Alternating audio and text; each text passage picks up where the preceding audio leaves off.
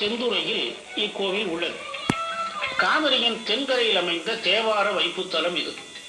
செந்நிறத்தோடு பெருமான் ஆற்றுப்படுகையில் தோன்றியதால் ஊருக்கு திருச்செந்துறை என பெயர் ஏற்பட்டது.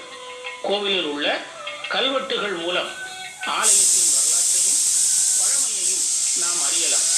பராந்தக சோழன் உறையூரை தலைநகராக கொண்டு ஆண்டு வந்த போது காவிரி ஆற்றின் இரு கரைகளும் அடர்ந்த வனப்பகுதியாக இருந்தது.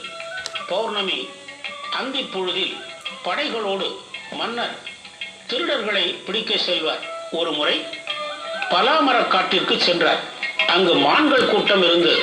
மன்னன் மான்களை வேட்டையாட தொடங்கினார். ஒரு மாய மான் ஒரு பெரிய மரப்பொந்தில் ஒளிந்து கொண்டது.